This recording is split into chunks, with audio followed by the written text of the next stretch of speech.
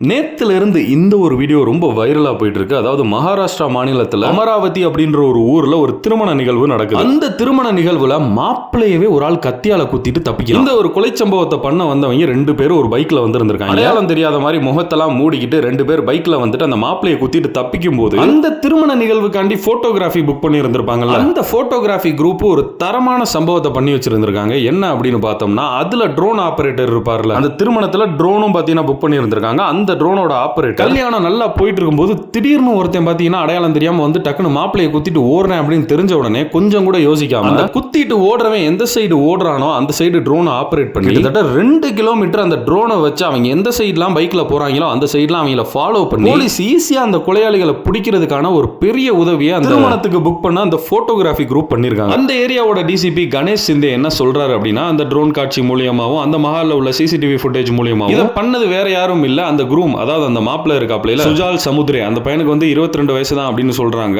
அந்த பையனோட நண்பர் ராகவ் பக்ஷி அப்படின்ற ஒருத்தன் தான் வந்து குத்தி இருந்திருக்கு. இவங்களுக்கு முன்னாடி ஏற்கனவே ஒரு ரைவல்ரி மாதிரி போயிட்டு இருந்திருக்கு. ஆல்ரெடி இவன் அடிக்கிறது இவன் குத்துறது அது மாதிரி ஆல்ரெடி மாப்பிள்ளை சைடு மேலயுமே கம்ப்ளைண்ட் ரெஜிஸ்டர் ஆயிருக்கு, இவங்க சைடு மேலயுமே கம்ப்ளைண்ட் ரெஜிஸ்டர் ஆயிருக்கு. இது இவங்களோட பிரச்சனையின் அடிப்படையில் திட்டமிட்டு நடத்தப்பட்ட கொலை முயற்சி அப்படின்றது தெரியும். இவன் யாரு அப்படின்னு தெரிஞ்சுக்கிறதுக்கும் சீக்கிரமா அந்த அக்யூஸ்ட் எங்க போனாங்க அப்படின்றத கண்டுபிடிக்கிறது அந்த போட்டோகிராஃபி குரூப் அதாவது அந்த ட்ரோன் மூலியமா அவங்க ரொம்ப உதவி இருக்காங்க அப்படின்னு சொல்லி அந்த ஏரியாவோட காவல்துறையினர் பாராட்டு தெரிவிச்சிருக்காங்க அந்த ட்ரோன் ஆபரேட்டருக்கு.